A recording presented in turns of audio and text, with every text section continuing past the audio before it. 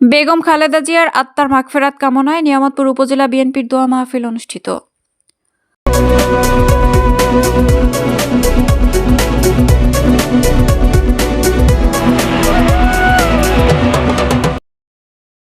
আসসালামু আলাইকুম। এডিপি বাংলার সংবাদে সবাইকে স্বাগত জানাচ্ছি। আমি সুমা আহমেদ। নিজস্ব প্রতিবেদকের পাঠানো তথ্যচিত্রে দেখুন বিস্তারিত। বিএনপির চেয়ারপারসন আপসহীন দেশনেত্রী বেগম খালেদা জিয়ার আত্মার মাগফেরাত কামনায় নওগাঁ জেলার নিয়ামতপুর উপজেলার নিয়ামতপুর সদর ইউনিয়ন এর আয়োজনে দোয়া মাহফিল অনুষ্ঠিত হয়েছে। রবিবার বাদ আসর নিয়ামতপুর সদর ইউনিয়নে ৪ নং ওয়ার্ডের টিএলবি বাজারের মোহাম্মদ আবুল কাশেমের সভাপতিত্বে যুবদল নেতা জি.এম. কাউসারুল ইসলাম রতনের সঞ্চালনায় প্রধান অতিথি হিসেবে উপস্থিত ছিলেন আগামী জাতীয় সংসদ নির্বাচনের মনোনীত প্রার্থী মোহাম্মদ মুস্তাফিজুর রহমান।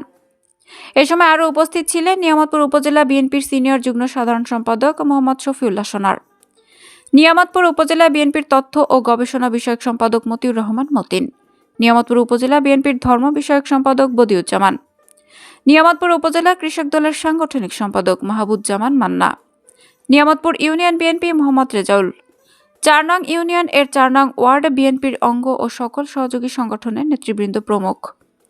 এ সময় বিএনপির চেয়ারপারসন বেগম খালেদা জিয়ার আত্মার মাগফেরাত কামনা এবং বিএনপির ভারপ্রাপ্ত চেয়ারম্যান দেশনায়ক তারেক রহমানের সুস্থতা কামনায় দোয়া ও অনুষ্ঠান অনুষ্ঠিত হয়। অনেক ত্যাগ, অপরিচিত তার ত্যাগ ছিল। তিনি একজন মনীষী নারী, তিনি বাংলাদেশের মানুষের ঐক্যের প্রতীক ছিলেন। এই মার দোয়া মাহফিলে আমি দুটি কথা বলার সুযোগ পেয়ে আল্লাহ পাকের কাছে শুকরিয়া আদায় করি, আলহামদুলিল্লাহ। এবং সেই সাথে সাথে আমাদের মা দেশনেত্রী বেগম খালেদা জিয়ার জন্য আল্লাহ পাকের কাছে দোয়া করি, আল্লাহ পাক ওনাকে জন্য জান্নাতের সর্বোচ্চ স্থানে স্থান করে দেন। সবাই বলেন আমিন।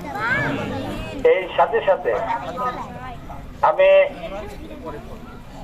প্রাণ ঢালা অভিনন্দন এবং শ্রদ্ধা জানাই নিয়ামতপুর প্রসাদ সাপারের বিএনপি পরিবার এবং সর্বস্তরের জনগণের পক্ষ থেকে আমাদের প্রিয় নেতা, 18 কোটি মানুষের প্রিয় নেতা, গণতন্ত্রকামী মানুষের আস্থার প্রতীক বিএনপির চেয়ারম্যান জনাব তারেক রহমানকে তিনি চেয়ারম্যানের দায়িত্ব গ্রহণ করার জন্য এবং আল্লাহর কাছে দোয়া করি তিনি যে দায়িত্ব গ্রহণ করেছেন এই দায়িত্ব গ্রহণের মধ্য দিয়ে 18 কোটি মানুষের দোয়া এবং ভালোবাসায় আগামী দিনে 12 ফেব্রুয়ারি যে নির্বাচন আসবে সেই নির্বাচনে জনগণের দোয়া এবং সমর্থনে দেশ সেবার সুযোগ যদি আসে তাহলে তিনি বাংলাদেশের সর্বস্তরের মানুষের মুখে হাসি ফুটাবেন। এই দোয়া এই কামনা করি। আমি অত্যন্ত খুশি হয়েছি আপনাদের দাওয়াত আমি পেয়েছিলাম এই মাহফিলে যাওয়ার জন্য। হঠাৎ করে সাপাহারে একজন বীর মুক্তিযোদ্ধার গতকালকে মোটরসাইকেল দুর্ঘটনা হয়েছিল, আজকে তার মৃত্যু হয়েছে। তার জানাজা অংশগ্রহণ করার জন্য আমি উপস্থিত, আমি আপনাদের এই দোয়া মাহফিলে উপস্থিত হতে পারি নাই। এই জন্যে আমি আপনাদের সকলের কাছে ক্ষমা প্রার্থী এবং দুঃখিত। ইনশাল্লাহ আপনাদের সাথে টিএলবি বাজারে বহুবার গিয়েছি, বহুবার দেখা হচ্ছে, ইনশাল্লাহ আগামী দিনও দেখা হবে। টিএলবি অঞ্চলের মানুষ সবাই ওর ধারে শীষের পাগল মানুষ। টিএলবি অঞ্চলের মানুষ শহীদ জিয়ার সৈনিক, দেশ মাতা খালেদা জিয়ার সৈনিক এবং তারেক রহমানের সৈনিক।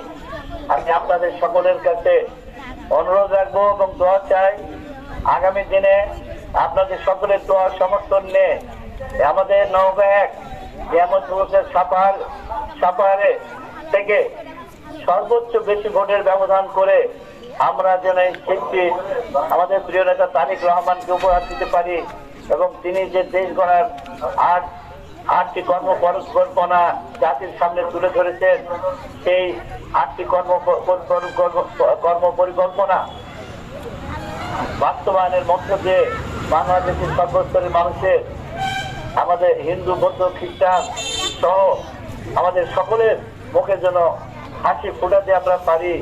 এবং আমি একটুকু বলতে পারি, আমি আপনাদের ভাই হিসাবে থাকতে চাই আপনাদের চাচা হিসেবে থাকতে চাই, এমপি হিসেবে নয়।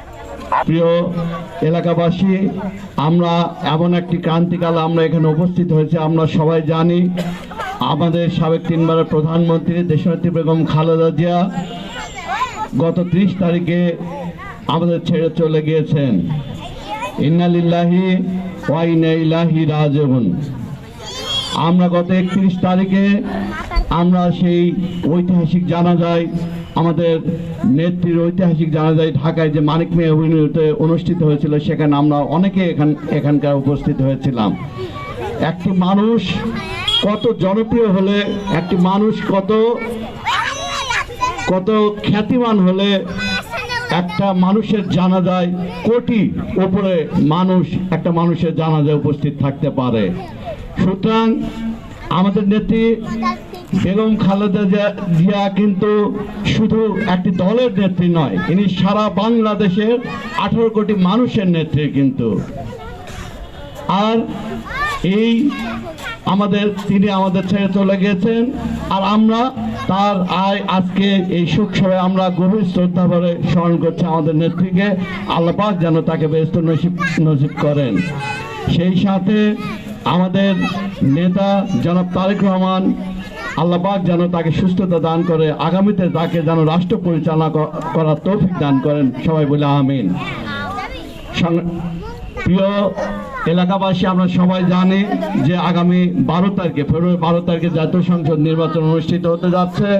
এই জাতীয় সংসদ নির্বাচনে নওগাঁ 1 আসন প্রশাসন সভা নেওয়াপুর থেকে ধানের শীষে বিএনপি মনোনীত ধানের শীষের প্রার্থী জনাব মোহাম্মদ মোস্তাফিজুর রহমান, আপনাদেরই অতি সুপরিচিত, আপনাদের অত্যন্ত কাছের এই টিএলবি বাজার।